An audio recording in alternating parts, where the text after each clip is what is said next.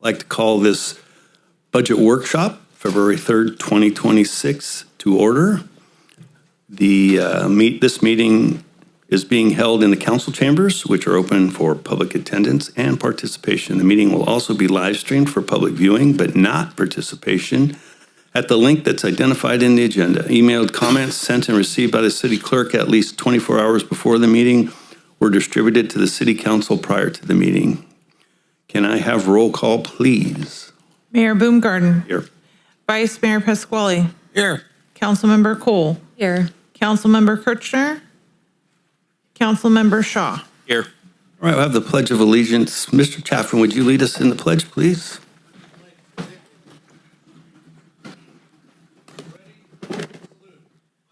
allegiance to the flag of the United States of America and to the republic for which it stands, one nation, under God, indivisible, with liberty and justice for all.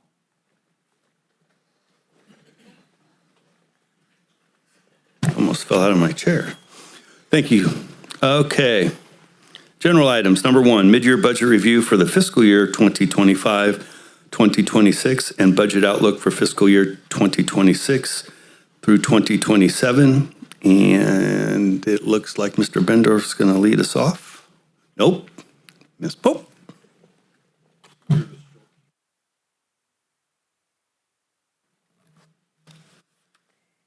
Good afternoon. Deanna Pope, Finance Director, and I'm going to go over and provide a mid-year budget review.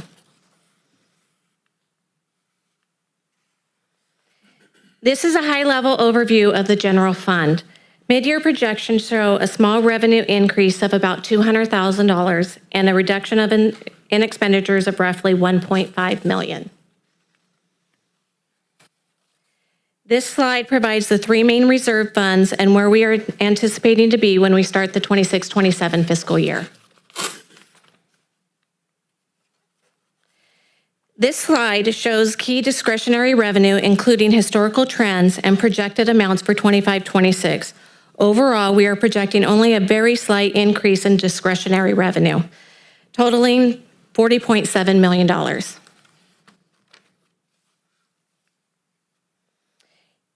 Here's a look at the 25-26 budget versus our projections by departments. So far, all departments are on track to come in under budget.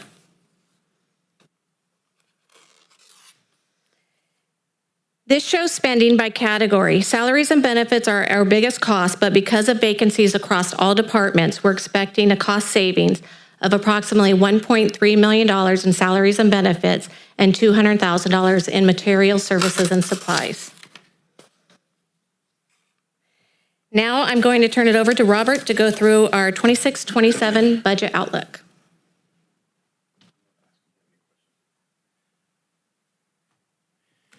Good afternoon, Robert Bendorf, City Manager. And before we close out the mid-year review, did your council have any questions on that portion of it?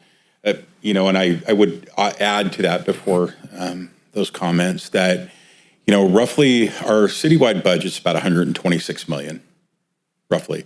$62 million of that is your general fund budget. And then it's made up of through the different departments. And we'll get into some different allocation items here. Just not eating yet. So Through your invitation to take a look at the mid-year, can you go back to the slide right before? yeah, sure. This one here? Yep. Yeah, so any specific questions on that, Mayor? No, how about one more? I just want to highlight and thank staff because I know darn well how difficult this stuff can be to pivot and adjust somewhat on the fly.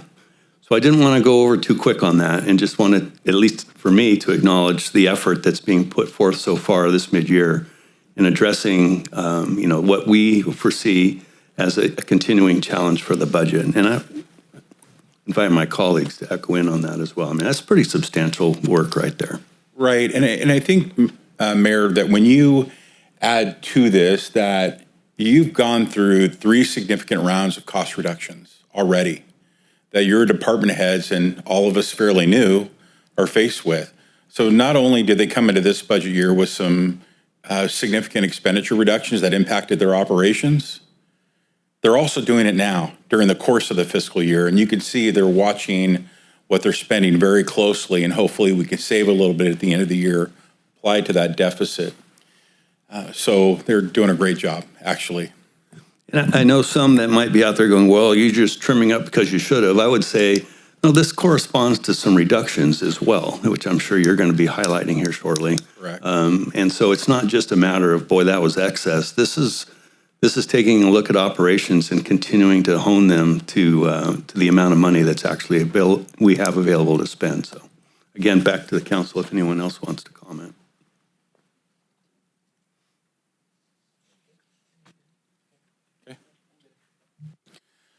All right, so if there's no other questions on mid-year, I guess for me, I just want to sum it up briefly by saying that I really want to thank Dion and all the department heads for submitting all the expenditures and revenue projections, et cetera. And again, it's not an exact science. You'll see a lot of those words in there, projections, right? So it could go up or down a little bit, but this is the best, what we have to work with after looking at it, in January and February after the first 6 months. But obviously it takes a little while to not really close those books, to close out that 6 months, if you will. We're not overspending. I'll just leave it at that. Revenues aren't projected to come in way higher, but they're not expected to come in lower. We'll see how it all shakes out in the wash, but we're fairly much on track. So one of the things that we added to the mid-year review that your council requested as part of the bigger budget analysis and outlook is really the outlook of the upcoming year. And you're thinking, geez, why are you doing it now? You're providing estimates for the current fiscal year that you think may happen, most likely, or may not. But then we're taking it out even a year further for next year. And I can tell you that it's important that you all hear this and see it and recognize that department heads just aren't sitting there saying, hey, how can we be more efficient, more economical? And they're doing that. Part of the problem is we've gotten to the point where the deficit is significant enough to where the reductions are really causing some severe operational issues, as well as programs that can be offered or not offered. And I'll walk you some of that detail. I'll be presenting today the entirety of what we have for you, but all the department heads are here, and I encourage you to ask them questions about specific impacts, et cetera. But we had our department head meeting. I drew the short straw, so here I am. Off we go. So your citywide revenue, when it's, say, general fund discretionary, things like your property tax and your sales tax, that your council has complete discretion how you want to spend it. You could give it all to human resources. You can give it all to the fire department. You can give it all to the police department or public works if you want. But then obviously you wouldn't have any money to provide for operations in these other departments. But the reason we prepared this slide is to give you an idea when you see some of the proposed reductions from departments for the 26-27 year, you get an idea of what percentage of that discretionary general fund revenue that they get. So out of roughly 40 million, or we'll call it 41 million, the majority of it goes to public safety and then community services. So if you see right there, it's about close to 80% of your discretionary revenue is provided to public safety. I'm going to tell you, based upon my experience, that is not out of the norm. Sometimes they range high 60s, mid 60s, 70s, et cetera. But your council is very clear, and you look at the historical representation too, that public safety is a top priority for your council. And then, of course, community services as well. That's recreation, parks. But your city contributes quite a bit of general fund revenue into those programs. And then you see the remainder. And when we're looking at the remainder, when you see admin and finance and HR, it's about 8.85%. So that covers some very critical services, because without HR, without IT that we touch every day, these are all things that we're providing for those regular general fund departments as well as non-general fund departments. So those are big operations. If you just take customer service, for instance, they're receiving money from customers daily, by phone, in person, and a lot of it's for non-general fund operations that are very critical. So roughly about $4 million of general fund revenue is needed to stand up legal, finance, IT, HR. So it's spread amongst those 5 departments. So where did we start? So if you recall, we started this budget year, as we talked about in the workshop in May, and we talked about in June, that we had about $6.2 million structural deficit in your general fund. We decided to recommend to you, and your council eventually adopted, a budget for the upcoming year that really used one-time revenues to shore up this budget. Hence the $6.2 million. We use reserves or one-time funding to primarily do that, but we also cut costs as well. The deficit was much larger, but we used that. So going into this year, we know the structural deficit's there of 6.2, and then for general fund cost increases for the upcoming year, we're estimating about 1.5. I will tell you this on the conservative side, it may be less than that, maybe half that, it may be 3/4 that. We just don't know until we get information related to health insurance, PERS costs, et cetera, because those all build up. And then the cost of goods, supplies, et cetera. So we're estimating about 7.7 million going into 26, 27. How do we combat that? Which is really the catalyst for why we started so early. And it's good exercise. Your departments are performing exceptionally well, coming up with good creative ideas. You'll see some of those right now. So the recommendations that I am going to talk about that your departments provided, and again, it was all working together as one system. And they all shared ideas about how to control costs and make up some of that deficit. They did a really good job, again, by working together. What you're going to see in here is not a firm recommendation or final recommendation from us. We've got more months to go through, but I think this initially gets us a good chunk of the way there. And again, this is not a recommendation asking for approval. These are the preliminary results that your departments have come up with. Okay? We'll be asking for some direction a little bit later. So, fire department. So their recommendation is to reduce their budget by about $504,000. And you can see the dollar amounts there. You can see freezing of positions or unfunding them, if you will. Big difference between the two. You can freeze a position all day long, but if you still fund it in the budget, you're still taking away some of those precious resources. So they're unfunding these positions. And then you see the other areas where they are going to take some money away, but they can still get the job done. Now, the impacts associated with those $500,000 reductions, you can see there. And I'm not going to read all of them, but there are certainly impacts with fire department coming forward with these recommendations. So I'm going to go through a couple of these by department, then I'm going to pause to see if there's any questions about those departments, or if we can just keep going. So then we go to the police department.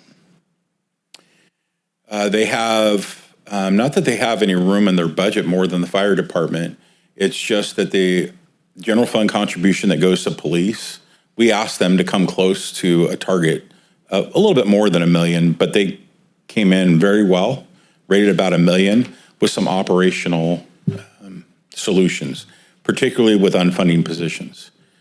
Now, what does that mean? Net 5 operational savings, as you know, that's being transitioned. Right now, it'll offer a little bit of savings, some additional revenue that they're looking at, about $105,000. So what does it mean for Chief Runyon and his operation? Less coverage for certain calls. Traffic unit would have less enforcement. And you'll see 15 total positions unfunded in the PD compared to last year.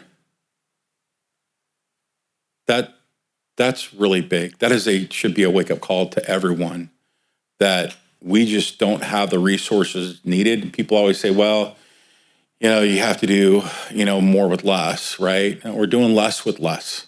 Make that very clear. And if there was new revenue that came in to the city, making up for not only those frozen positions in fire and unfunded, and those unfunded frozen positions in police, if new revenue came in just to restore departments back up, I can't even begin to tell you. I would estimate it's probably in the 8 to 10 million, if not more, to restore those to where we should be, not with a bunch of extra. Development services. So development services doesn't have much in the way of general fund contribution. If you recall from the slide earlier, I think development services, the total is about, it's about 1% of the total general fund revenue. So they primarily operate off of fees, et cetera. But one of the things that they are recommending, as you see there, is a combination of some one-time funding. Since we just did the general plan, how long ago, Doug? January, yeah. So anyway, so you'll see some funding that's moved to help mitigate some of those cost increases and lower the general fund contribution for development services. No positions impacted here. Public Works. So a little unique in that, again, the contribution for Public Works out of your general fund contribution is roughly about $500,000. But its operation is tens of millions. And it's primarily road funding and grants and other types of things. It's a little layout of Public Works' department there of what they're responsible for. So they have everything from engineering, facilities, fleet maintenance, and street maintenance. And 1% of your general fund. Discretionary revenue. Or I'm sorry, not 1%. It is 1.11%. So again, to do those jobs appropriately, particularly in facilities maintenance and street maintenance, obviously it takes a lot more than that and what we receive in our indirect non-general fund revenue. So Josh has put together a recommendation to reduce the general fund savings by about $200,000. And remember, they receive about $500,000. And this is almost half of that.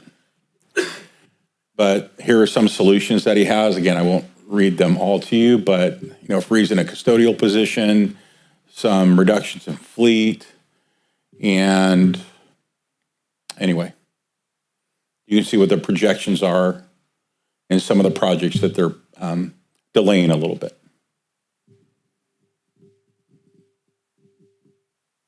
Okay. Admin, HR, finance. So operating as support departments, our funding scheme is a little bit unique. And you're all familiar with the cost allocation plan. It's what we charge non-general fund operations or even general fund operations, what we charge them, and then they reimburse those departments. So that makes up a lot of what their operational revenue is for or comes from. And then we've identified roughly about cost reductions in the area of about $100,000 that we think will work. But again, I just have to caveat some of this that your department, I'll take human resources, for instance. It's not a sufficient number of people in human resources to take care of our employees. Be very clear about that. You need more employees in human resources and probably more in other areas in your from risk to attorney services, et cetera.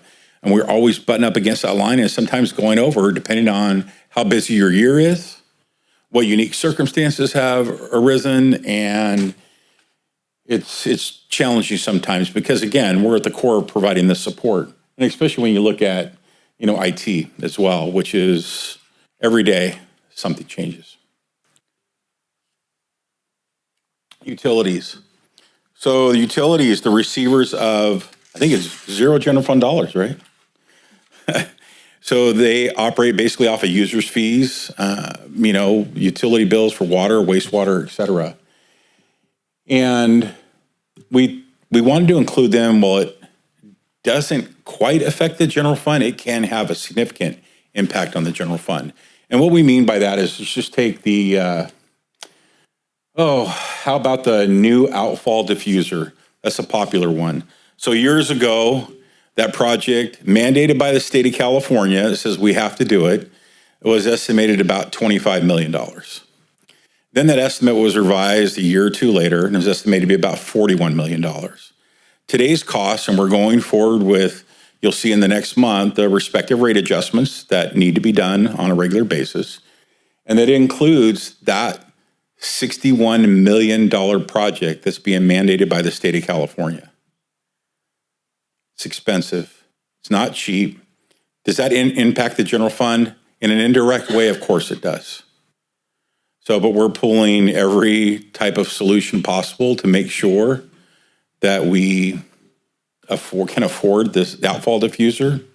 And I'll tell you, Phil and the rest of the departments, but Phil is always willing to look at providing efficiencies, et cetera, by water and wastewater helping out other departments and using some of their resources maybe instead of contracting out for it. So we use that internally here and we get reimbursed for those costs.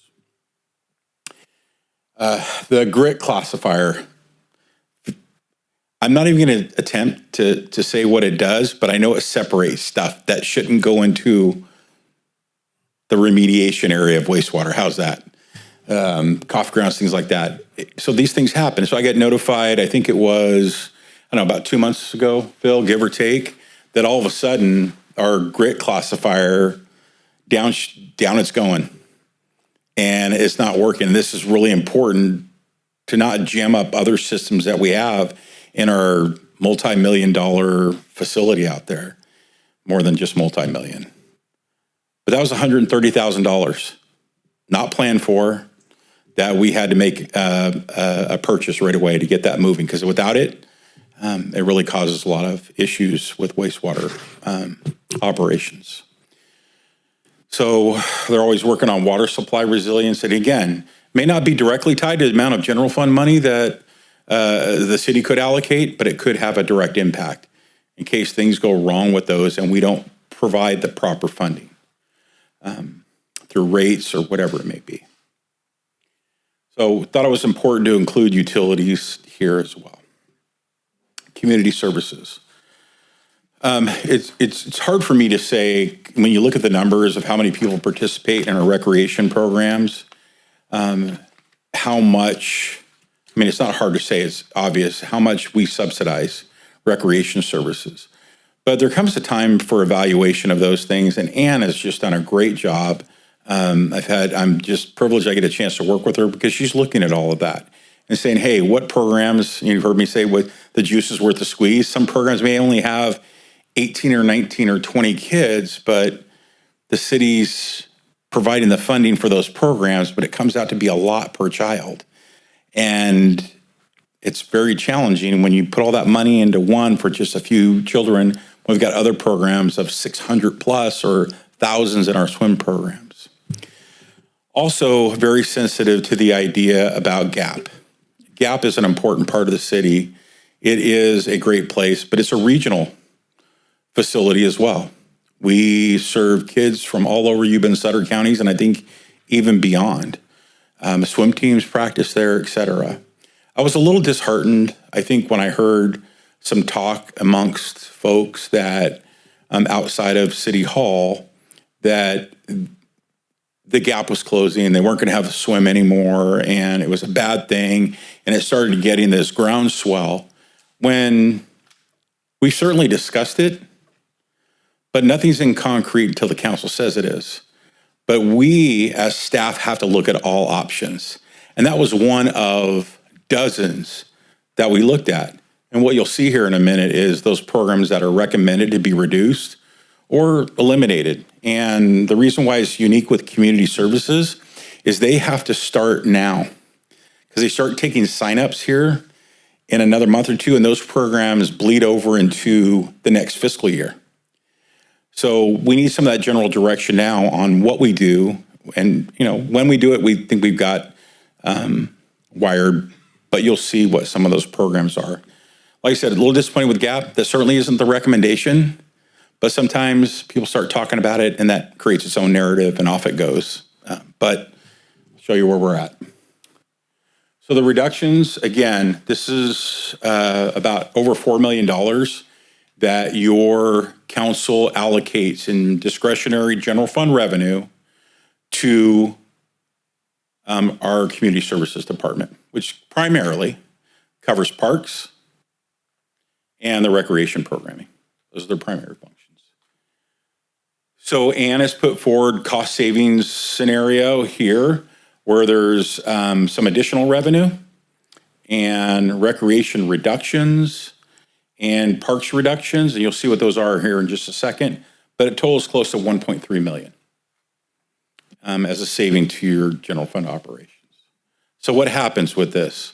This is the one department that does have some reallocation of jobs involved, but also potential reduction in our workforce. So increasing program revenue. Fees, they do go up a little bit, I think, over the past years, but not enough to cover the costs. And listen, that's really a choice the council makes at the end of the day. If we want to subsidize these activities as a city, or we want to encourage them to seek, private football or flag football or other programs. I'm just using those as an example. That's the decision you have to make. Either that or we have to raise our fees because the price of providing these programs far exceeds what people are paying in fees. So Ann's got some more information with specifically what those would be, but if the general direction is to proceed along this route with this recommendation, we would come back to you with those fee adjustments. We could have a potential 25% increase at mid-year and a 75% increase in fees. Now, some of them, you have a lot of the fees that are $8 or $15. And so when you have a 50% reduction, so they go up to 12. I mean, it's still money. But again, after a lot of detailed analysis, we feel comfortable with recommending this to you. And again, it's just a potential. The aquatic programs, those fees would increase in 25, 26. Again, we would come back to you fairly soon if this is the direction you want to go. We're looking at a potential $30,000 contribution for senior programming, and we've been working with another local agency that might be willing to provide that $30,000 that can help offset some of those costs associated with our senior programs, which is great. And we really appreciate their dialogue, open dialogue with us. So parks reductions, we made some line item adjustments there, but a park supervisor position remains frozen. And we're proposing for it to be unfunded. And then also 3 parks maintenance workers. And something that I'm very familiar with, I know Gina is, and departments, that we made a call to say, hey, considering where we're at with the budget, which you'll see a summary slide here in a minute, that there's a good chance those positions might not be there and recommended for the 26-27 fiscal year. So let's work on it now to look out for our employees, to see if there's other positions within the city that aren't reliant so much on the general fund. We found those positions in Public Works, and those 3 employees, have they transferred already? So they start next week. So we were able to place them in positions, and that's something we need to do fairly soon. So we made that move. We can always undo that if you're saying, hey, restore all the money to community services. And then recreation reductions, most likely it would impact 2 recreation supervisors and, of course, some services and supplies. Again, as far as the recreation reductions go and the allocation of positions from parks, because those employees are already moving over, that's for a budget decision later on down the line. The recreation supervisors will remain employed, up until that time where fiscal year budget is determined for 26-27. But we felt it was important to communicate these recommendations to you now. And we've already met. Again, the approach by your department heads is just, it's kind, but it's also thoughtful and best interest of the city, but more importantly, the best interest of our employees.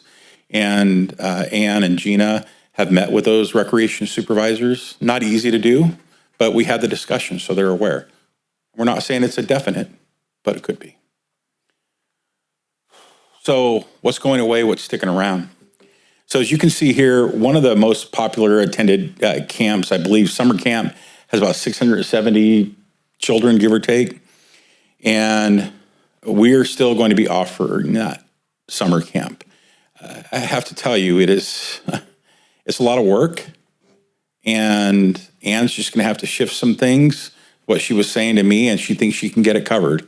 I'm amazed that she can do that because it's a lot of work, especially for 670 kids that go through that summer camp. And there's a lot of coordination with the schools and sites and meals, et cetera. So hats off to Ann for making that one work. It's a very popular program. Winter camp, sparsely attended, offering it in 25-26, but not offering in 26-27. Not that well attended, and neither is spring camp. I think between the two, maybe we have between the two camps, roughly 35 or 40 students. So if I get something wrong, just throw something at me. Okay, all right. So Parents' Night Out, again, sparsely attended. And it's the same with these other programs. Now, some of them are pretty popular, but there are also private offerings that I'm sure you see on social media or in the newspaper.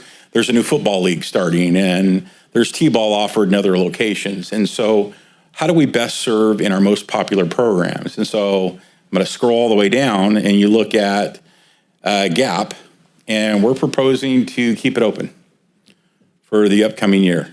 And by looking at some of these other programs that aren't well attended, and I think with GAP, and correct me if I'm wrong, the number of people that come through GAP either pay fees or they're part of a team or whatever, I think that number is close to 31,000 visits. 31,000. It's a lot. So again, does the program pay for itself? Not really. Considering the upkeep of the pool, chemicals, the debt service that we have to pay of nearly $500,000 a year. So it's a lot, but we're keeping that going. The Twilight Swim, again, not that associated with GAP, but it's not that well attended. So we're trying to do our best to make sure that we keep some programs that are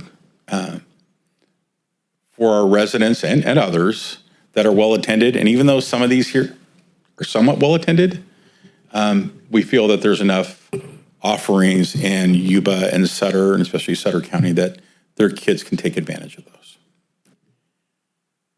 So that gives you a brief summary of the programs that will be not offered according to this recommendation in 26-27. So the impacts, I mean, we're going to have impacts to our parks. We're losing 3 parks workers, and all of our folks are just so amazing. I've come across them, I'm sure all of you have had in our parks. They'll go that extra mile and make sure it looks nice and clean and do what they can, but we can only afford so much. So there can be a reduction in the general maintenance. The weekend coverage, the reserves may be impacted a little bit, or reservations may be impacted a little bit. And then you have some recreation programs that obviously are going to be impacted, and staff morale. I mean, it's kind of hard when they're running so fast in order to make things work for all of them. It can be challenging for all of those folks in recreation. So where did we land? That's all your departments.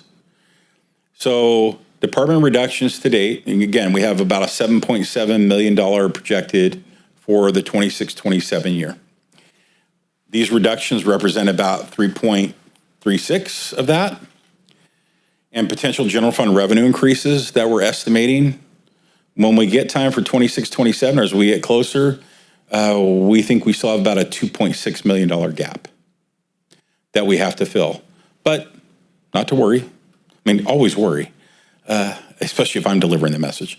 So not to worry, though. We've got time, and that's why we started this early. We're going to look for other cost savings. We have to look at our end-of-year fund balance to see if we can reduce that. Maybe there's some revenues that increase higher. But either way, as it stands now, we're not looking at an increased deficit of more than that $6.2 million structural deficit. Right now, without any further adjustments, and just what we're talking about here, we're not formally recommending these, we'd have to make up a gap of about 2.6, a lot better than 6.2.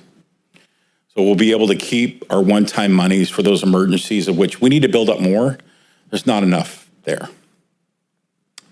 So next steps,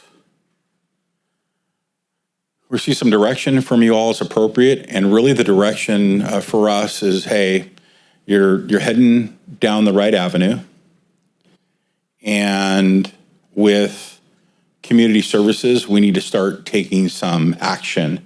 If this is a general direction with community services that you would like us to head, we need to start sending out notifications for people, because signups are going to start soon for a lot of those. So that's the direction we're looking for. Then we'll report back at the budget workshop or in May, or even sooner, depending on how things roll, but most likely May. And then final budget will come in June. So having said that, I'm going to go back to a slide or two. Sorry. Close your eyes. There we go. Going back to reserves, again, if you were to take another 7.7 or take 7.7 million and just balance the budget with one time, you're going to be down to a measly $5 million, roughly, or actually less than that almost, for your reserves. That's not healthy at all. So we're coming forward to you probably within the next few months with new budget policies related to general fund reserves as well as contingencies. And our goal is to start building that back up. Because if something were to happen catastrophic in the city, you would have no way to pay for it. And that's not responsible fiscal management, which I know is one of your council's priorities. So we want to use as less as possible here, hopefully use none of it, and at least have those reserves. You see vehicle replacement fund in there, I think, oh, geez, really a reserve? Well, there's funding in there that belongs to the general fund, but we keep it in there for reserves in case something goes wrong with one of our bigger vehicles. But it is discretionary, so you can pull from that. It's just in a different pot, that's all. But it's the smart thing to do by having that.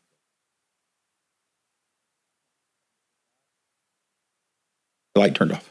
It's back on. So having said that, I am more than happy to entertain any questions.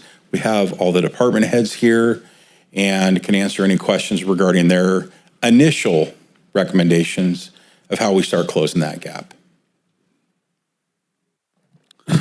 All right. Fellow council members.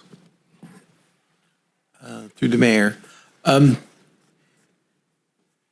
There was concern with certifying the facility, the pool, the gap, getting that. What direction have we taken?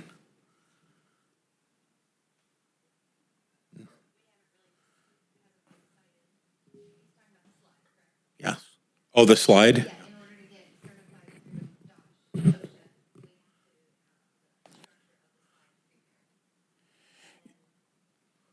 Yeah, maybe I can bring some clarity. I mean, I'm just going to be open. I mean, So one of the repairs that we have at the gap is the slide.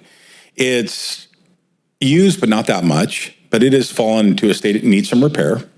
And the repair estimates are close to $100,000 for the slide.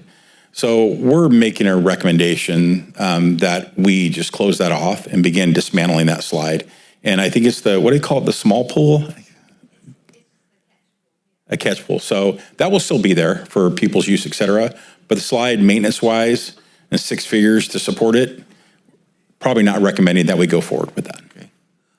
So, where was I going to go with this? So we'll be all right with opening the pool with the direction if we decommission that slide. Okay.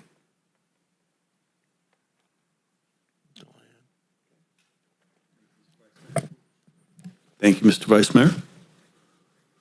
Through the mayor. Please.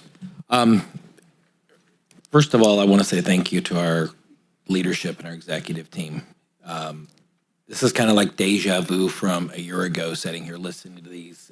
And the priorities that we kind of set out a year ago, you guys have embraced that, and really to kind of get us where we're heading and where we're at today. One of the things is taking care of our team.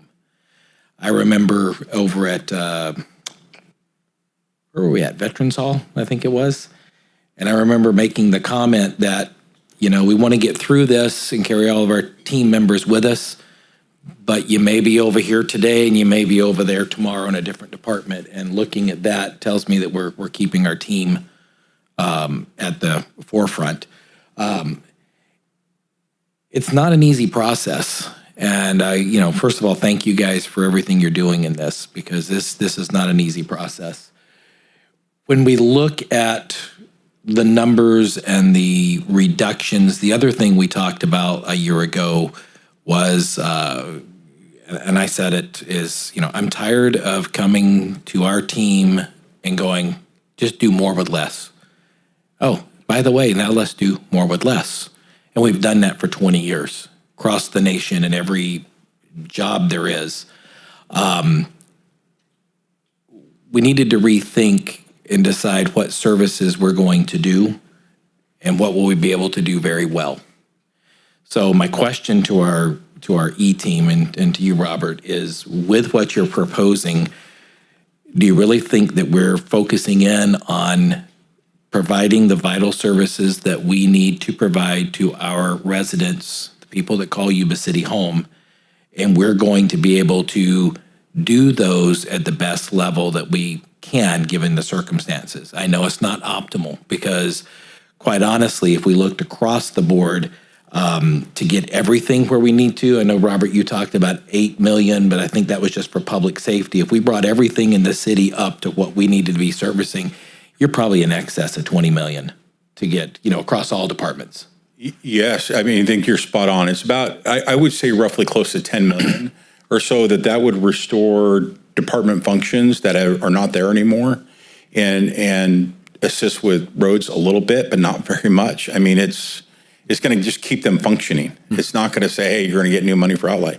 And so, but to get us where we need to be as a city, considering our population and things that we have to maintain and operate, Councilmember Shaw, I'd say you're close. Yeah. I'd say closer to 20 million to get things moving in the right direction. Right. So back to the question, I don't know who wants to answer if it's just a collective, but I know what I'm sensing out of the thing, but I really want the public to hear it, and I want to give you guys the opportunity. With what's proposed, is this really focusing on the deliverables that we think we can do and do the best of our ability given the constraints we have?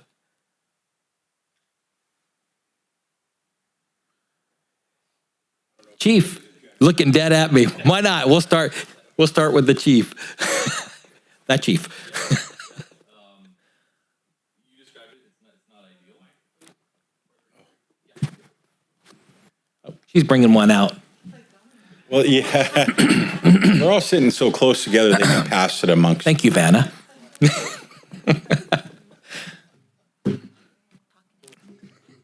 Can you hear me now? Okay. There we Yes. go. So you kind of described it, not ideal, but looking at this, like with our team, we can pull it off in fire with the recommendations that are on there. It'll be a challenge. There'll be demands that we're going to have to restructure, and that's kind of what I'm working on now with what is presented. How do I restructure to not put the load on any one single individual? And I do believe that I have a plan in place to make that work. Okay. You're all back there. You've got the mic now.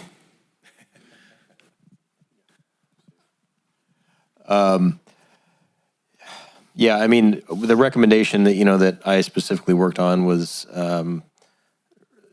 in my opinion, well thought out in the sense that we can continue to provide pretty much what we are consistently right now. But it is, I don't know how to describe it, maybe razor thin line of, you keep losing positions, or unfunding them, I should say. 15 positions in 1 year is 15% of my staff. It's just, you throw in injuries, things like that really, which is very common in our industry, it makes the line very tight. And you just don't want to let people feel, you don't want our staff to get burnt out, even though we're trying to reduce services where necessary. At the end of the day, when someone calls, we try to be there. That's always our goal. So it's a very tight line.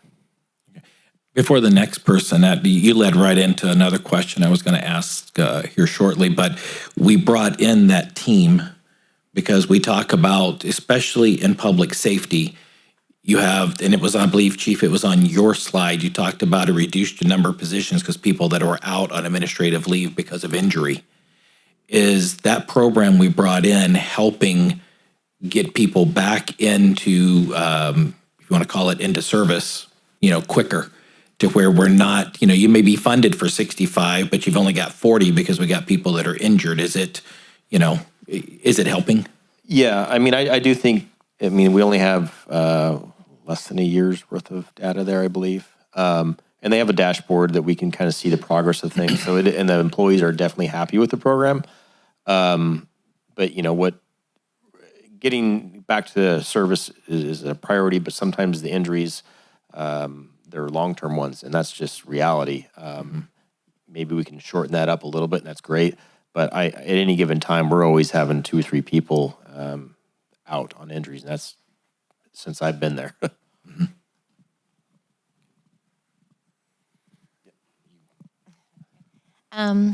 So for community services, it's not a secret. It's going to be a bumpy ride for us. It's going to be a hard year, but with what's up there, we might not be able to offer all the programs, and so we won't have the quantity of programs that we had, but I do feel that we can offer a good quality of the programs that we are offering, because we do, as a team, we are very passionate about what we do and do want to have good things for the community. So it's going to be rough, but we'll make it work. So for development services, we're one of the few departments that has the ability to increase our revenue through fees. So without a doubt, we're looking through our operations to find out, what services have we been offering maybe for free that other jurisdictions have been charging fees for. So we're going through that work. For us, we've started to recoup costs for the code enforcement program. We're building on that now year after year. We don't see that stopping. We think code enforcement is one of the areas where our department can make the most meaningful impact on our community. And we see that continuing. Some of the challenges we have is we have a building official who's nearing retirement, and he does not only building official position work, but also he does all the plan checks. And so one of the things for revenue enhancement, our goal would be to be able to fund the plans examiner position. I think it's in the city's best interest, because if we end up, if Mike retires at some point in the near future, we're going to end up getting consultants, which they can do the work. But we're going to be sending a lot of revenue out the door to other firms to accomplish that. So that's one way we want to build the bench in the future. So. Okay.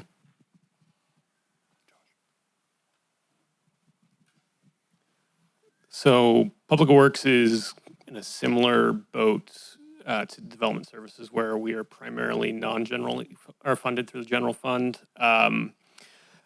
But I guess there are 2 points I'd like to make. The 2 of the divisions that Public Works has that are primarily general funded are fleet maintenance and facilities maintenance, and both of those divisions primarily service the other divisions and departments throughout the city. One thing I would like to point out is, in general, from what I've seen, the quantity of full-time employees has decreased over time, while the population has gone from about 20,000 to 70,000. The employees we've been able to make reductions to keep things going, and I think we can keep things at the same level, but I do appreciate staff and the council's direction to do less with less, as to not burn out our employees. For example, we're looking at cutting a custodial position and doing less services internally. I'd say staff throughout the city has been understanding and willing to take on extra at their facilities to handle that. The other point I'd like to make is, being in this situation has caused us to think creatively, thinking completely outside the box, like Robert had said before, and we're looking into different options. We're looking really closely at our budgets to see where we can make reductions to general services, looking at annual contracts from year to year to see, is this vendor, do we want to just renew the vendor since we're allowed to do that through the contract, or do we want to put this back out to bid and see if we can get more services for less cost? Things like that, and looking at different revenue options that maybe we hadn't considered before. So thankful for the council allowing us to do less with less as to keep our employees consistent and keep the level of service good. And yeah, I think that's all I have.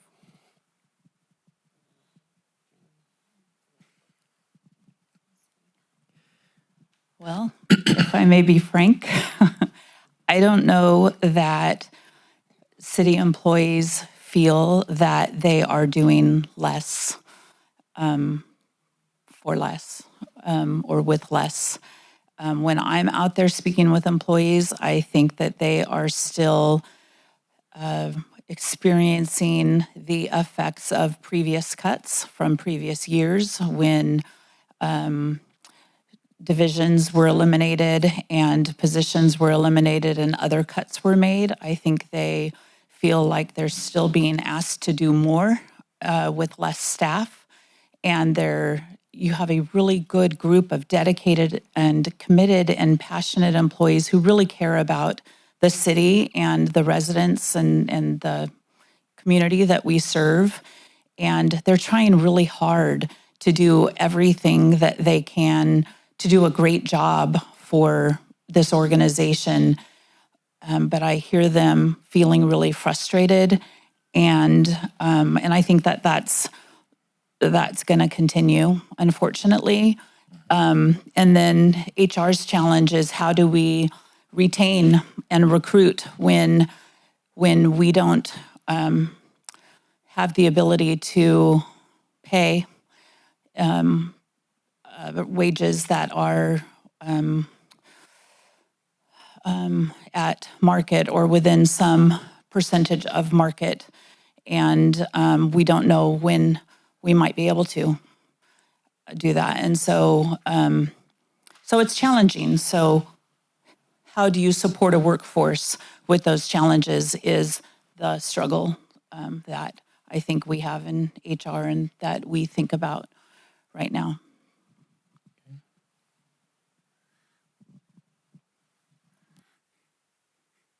If you're on the executive team.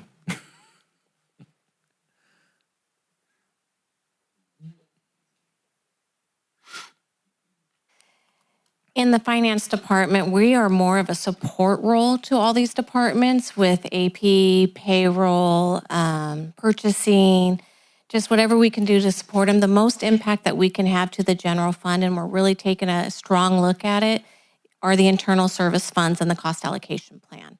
So we're trying to help them come up with strategies and budget savings and cost savings in those areas as well, and that's how we can support the team. One question, and I'm glad I did it this way because it's reminding me of all the different things I saw on the slides up here. But Robert, you mentioned, I'll review whichever the one of the two you want. Your slide for admin, IT, and finance and such talked about cost savings with the asset allocation model. Won't those be null and void because if you save them in admin, you're going to pick them up somewhere else because it's a cost allocation. The cost is still the same, whether you get 10%, 20%. Is it really going to save us because it's going to eat at a different budget? So that line, I think, might be misstated, or am I misunderstanding it? Can you explain that to me? Well, I will explain my part. And then Deanna can add to that. So I don't think that we're saving anything with the cost allocation. Well, we just have to be careful because if we cut services that are even partially, like say there's for one of our customer service reps, I believe, primarily an 85%, 15% split, if I'm not mistaken, between the non-general fund costs being the 85, 15 general fund costs. So you think, why is that an issue? Well, if we get rid of the position or we get rid of the general fund portion, we're going to need part-time employees in there. You're going to have an employee that's there all the time that legally we can't justify the costs, right? So that's some of the issue that some of the challenges that we face through the cost plan and those revenues that come forward. So I don't know if that helps, but Deanna, maybe you can offer a little bit more. No, I agree. But just to add, as we've been reviewing the cost allocation plan, we're finding areas that maybe there's other color of funding that we could be, instead of using the general fund, that maybe we could be allocating some of these costs to. And that includes the internal service fund, which is also ran through the cost allocation plan, but we're not charging always to the internal service funds. So we're just looking at the methodology of those two to see if there's ways that we can maybe change the color of money. Okay. That clarified what I was trying to understand there. I'll wrap mine up at this and hand it back over to the mayor. First of all, I applaud you all for looking at this. And again, we will get through this together, and you're looking after our team. I will tell you, I am concerned about the morale, the burnout, everything of our team members. And that's where I know that, Gina, as you said, going back all those years, they remember this happened in the early 2000s. It happened in 2015. It happened in 2009 or 8. This time, hopefully, it's different because the focus is different. All of those had one thing in common, and that was do more with less. That's just the way life is going to be. And it sounds like you guys are focused on doing the best job we can with what we have. And protecting our team members. We don't need the burnout. It's not good for their mental health. It's not good for their safety, especially in the safety fields.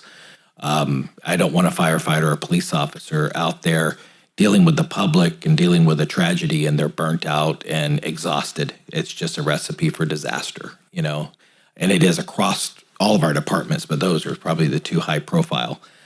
Just one of 5. I will let you know the trust and faith I have in you, as I know that you have looked over all of this, is I stand behind the recommendations that you guys are bringing forward for a couple of things. Number 1, I know we're a team.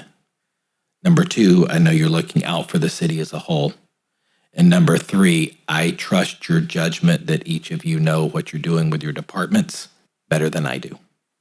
So I just want to say thank you for your work, and that's all the questions I have, Mr. Mayor. Thank you. Thank you. Through the mayor. So thank you again to all of you. I feel like after I heard that you moved a couple of community service people into public works, it's that kind of stuff that makes me really proud to be on this team. And so thank you. It sounds like, if my math's correct, we took a 7.7 deficit down over 5 million. So I like how aggressive that is. It's impressive.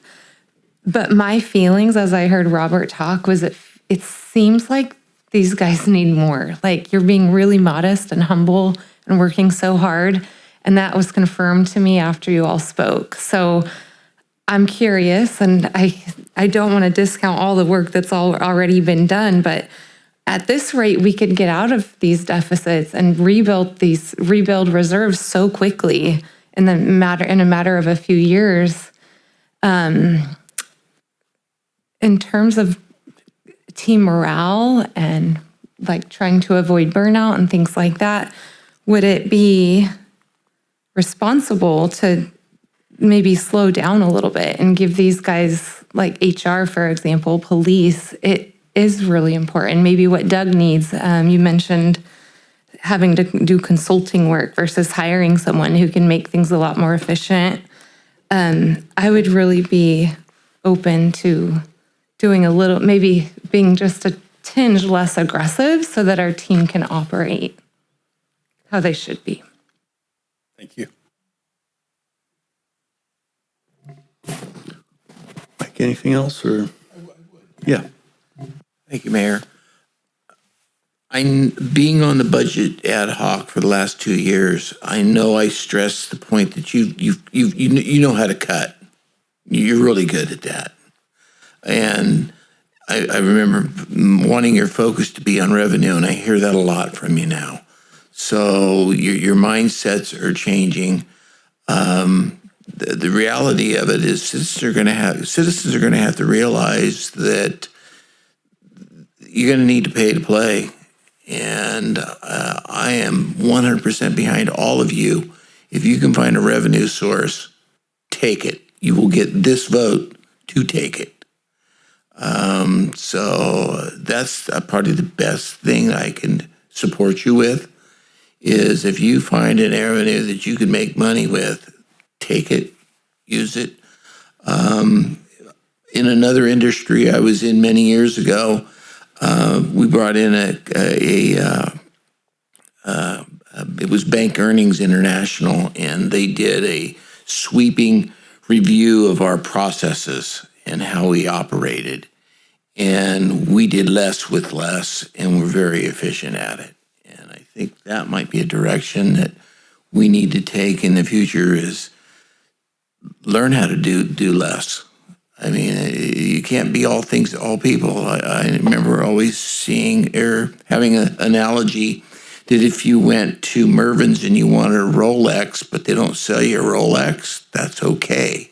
If you go to Needlessly Marked Up and you want a Timex and they don't sell a Timex, that's okay. You only can do what you can do with what you are designed to do. So, like I said, I will be supportive of you. If you can dig up revenue, I will be 100% behind you, and because you have done the work to cut to the bone. And unfortunately, that's the reality that's going to hit these citizens. That's just the state we live in, and economy and the such that we have to deal in. So, with that, I don't have anything else. Thank you, Mr. Vice Mayor. Comments, culture. I've always felt that culture is huge, and the city has a culture of, pretty desirous of full service. And the city's always, I think, at least since I've been here, which is now a long time, tried to embrace that and tried to be a full service city as it continued to grow from when I got here at 17,000. I know it's less than that when Mike was around here, to it's 70 plus thousand now. And so there are two factions here for me that are concerning to me. Number one is our citizens are used to a level of service that we have been able to provide. And therefore, I think in some situations they demand that because they've become accustomed to it. Same thing with our workforce. They have always, in my opinion, since I've been associated with them, done a heck of a job with always, it seems, going back to the early 80s, less staff than comparable sized cities, trying to deliver more service so that they could compare with the others. And so now we have this sort of collision between the demand that's high out there, right? People feel like they deserve this, and I'm not saying that they don't deserve a good level of service, and then our ability to provide that. And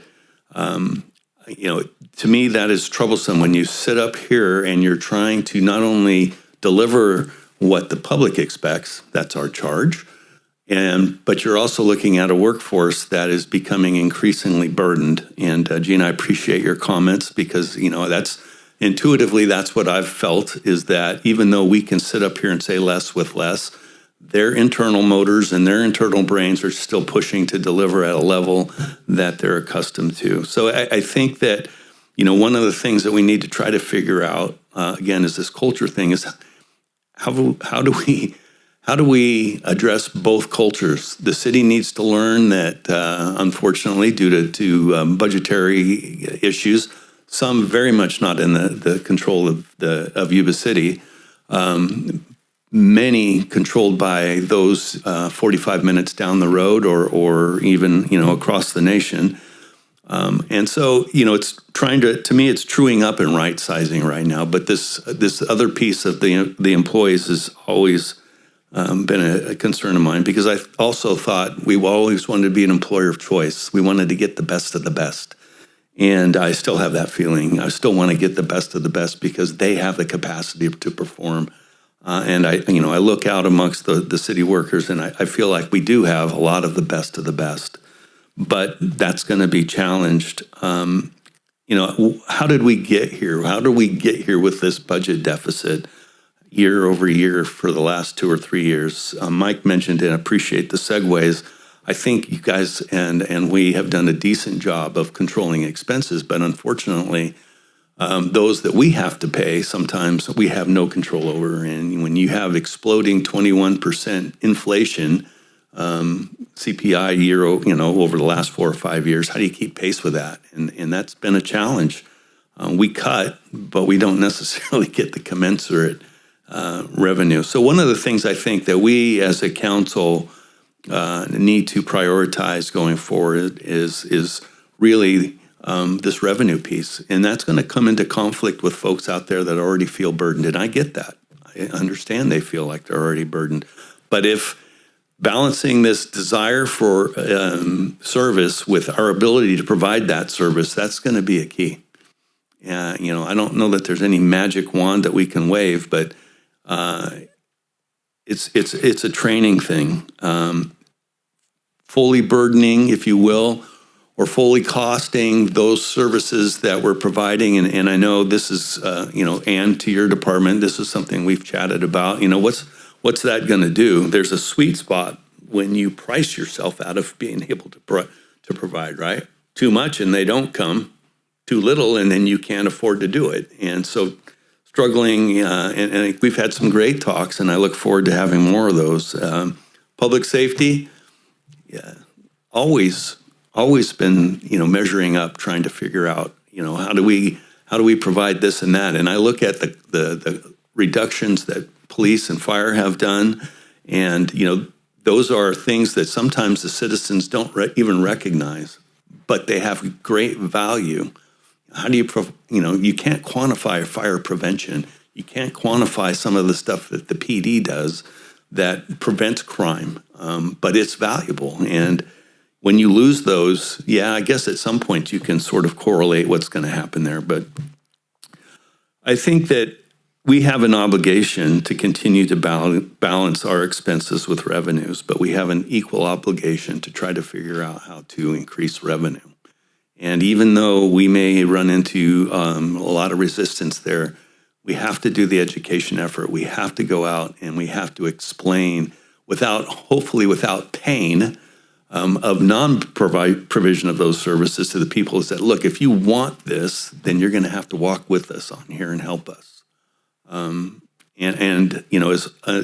never a tax person, but darn, I think that's part of the equation looking forward is putting something out there and seeing again if the public will support it. And we were only a few percentages behind last time, so what's it going to take? But I'm all along containing expenses, but I also think that given what's happening, there's also got to be dialogue about revenue. Forecasting.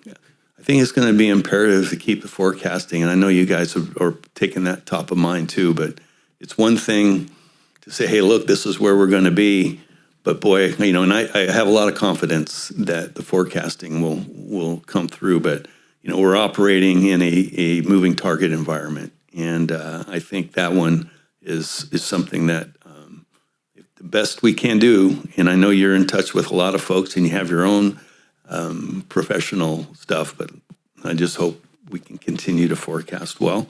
I think one of the things I'm concerned about is the reserve. Reserve has a lot of implications in regards to our ability to deal with something that could happen catastrophically, heaven forbid, but it also has a lot to do with our ability to leverage money as well. And I applaud the effort to, formally identify reserve funds instead of doing some of the other things that we've done. Those monies are there, but they're just in different spots. I will always be concerned about the vehicle replacement program, and I know you guys are working on that one as well, is trying to make that thing make more sense than it makes today. But there's a lot of money sitting there. And I know that there needs to be some money in there, but at the same time, and I know we haven't funded vehicle replacement in the past year or so, maybe more. But, if it's just sitting there, is it really working for us? I know we get interest and all that other stuff, but when we're talking about reductions and we're talking about service stuff, We just need to be very careful about how we and how you talk to us about that vehicle replacement program and the reserves. I think as you look up here, and I think I can speak on behalf of all of us, I think you should feel, I hope you feel, I hope your staffs feel how much we value what you've done. Some of you were thrust into new positions as department heads and are experiencing some of this for perhaps the first time. I know you've been associated with it in the past, but now it's on your watch. And it's not comfortable, but I'm impressed, super impressed, with how you've gone about doing what you've done. We are not that much different. I think you all know that if you look up and down the state right now, there are a lot of cities, and this doesn't make it right, it's a fact. A lot of cities that are doing the same thing we're having to do right now, which is struggle with service delivery and revenue. And, my head hits the pillow at night. I'm confident that we have the right people in the right spots right now to do the best job that we can, given the circumstances that have been handed to us. I applaud you for that. It's not easy. It's not going to be pleasant. And I think it was Councilmember Shaw. We do have your back. We do get it. We've often tried to make sure that this council was treating the city's financial situations more like a business than just a pass-through. And I appreciate your efforts to do the same. With that, I think I've said enough. I really appreciate your comments. Really appreciate, Robert, the presentation. Really appreciate each and every one of you. I think really where we're at is you need some direction. I've heard Councilmember Shaw say he's supportive of what's been proposed as a direction. I think you're looking for more of that from all of us. I'm certainly there. I got 4 nodding heads. So, Mayor. Yeah. Could I just add one more bit of information that just gets to show you how proud I know all of us sitting up here are of our team and our city? Because, Mark, you talked about it.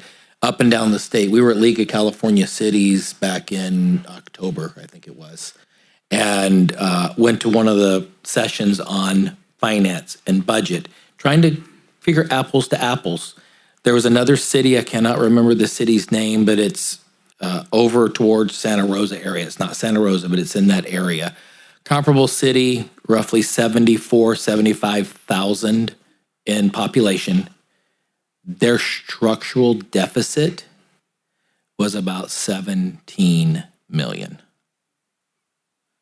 Providing no other services than like what we do. They didn't have anything that was thrown in there. It was a comparable comparison. So to that, I just wanted to throw that out there because you said we've done well and we're no different, but we have done well. So just a little bit of information. Appreciate that. So, Mr. Bendorf, if I turn it back to you, I believe you've got 4. I think I've got the direction. Plow ahead. Yes, sir. And I will tell you this much. This group over here is a unique group, and they're resolving this together. They're not just running back to their departments trying to figure out how they can do it within their department, but they're all meeting together, talking together. They're engaged in discussions with Deanna and I on the overall fiscal health of the city.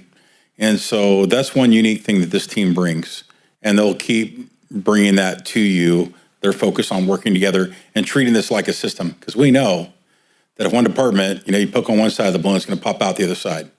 And so we're all impacted directly or indirectly. I will tell you this. I appreciate your comments so much about, what's happening up and down the state. And one thing that, I've been doing this a really long time, probably a lot longer than I want to admit. And when I read some of these articles and I read about the solutions that some of these cities or the state of California are putting into place, well, we're just not going to spend $10 million on this big project this year. We're going to do that. We're going to move money to make a one-time payment into 5 payments over 10 years. And all of these concoctions of really not that transparent approaches to resolving a deficit and it's just moving the shells around. And that's not happening here. And if you recall, when we started down this venture, a budget cycle and a half ago, you didn't get here overnight, we said, so you're not going to resolve it overnight. But it's making real reductions, real next steps that make the difference. They're not pretty, and we don't want to make them, but it's what needs to happen. And I will tell you, we're just not sitting around, and I think all of you know this, but I think I need to get it off my chest, is that these departments just aren't sitting here sharpening their pencils on how to reduce costs. They're looking at bigger things. We all are, as saying, hey, our economic development efforts, which will be, some of them will be showcased with you in the next 2 to 3 weeks, big picture economic development approaches that when you talk about revenue, if we don't commit now, even though it's probably a long-term type thing, then you know what, we'll never get the momentum and that buzz going. So we're doing that. We're looking at innovative programs related to our roads coming to a theater near you in 3 or 4 weeks as well. And so you'll start to see some of that stuff. So in concert with this unfortunate planning that we have to do, we're also not resting our laurels on we're just going to cut our way out of this. We have to make sure the city's vibrant and that opportunity is there for all of our residents. And that's what we're hoping to do. So we're not just sitting idly by and saying, woe is us. Not happening here in Yuba City anyway. And I will tell you, last thing is, I look at, this is a slide that means a lot to me, because if you were to take, let's just take a gallon of milk. 25 years ago, it cost about $2.78 on average for a gallon of milk. You try and walk in a store today, you're probably going to pay about $4.10, $4.30 for a gallon of milk. So you're not going to get the same as you did 25 years ago. That's about a 45% cost increase, right? You take 45% away and the revenue hasn't really been there. The costs have increased, but we don't have the revenue. You have to adjust your budget to get there in order to pay for that gallon of milk, if you will. Everybody goes through it with household budgets, local budgets, and it's no different. We're cutting, we're looking at ways to increase revenue, but take a 45% cut out of your police department budget right now. What you contribute in the general fund, that's close to $10 million. And as Jim's probably standing there going, yeah, you cut $10 million out of my budget, it game's off, where we can't do anything that we need to do. So again, you're right, and it resonates with me so much that we cannot continue to cut our way out of this. We have to look at other avenues, whatever they may be. It's imperative that we do that. And at the same time, we highlight all the great people working for Yuba City that are really just putting the best foot forward. You're lucky. I'm lucky to be part of it, but you're lucky to be the city council here for this group and all of your staff. They're making it work, and it's not easy. So I appreciate the direction from your council, the questions and the comments, and we'll just keep at it, and you'll hear more from us soon. And hopefully we'll have, better news as we go forward with the budget process for the next year. Thanks. Final comments? Hearing none, workshop adjourned.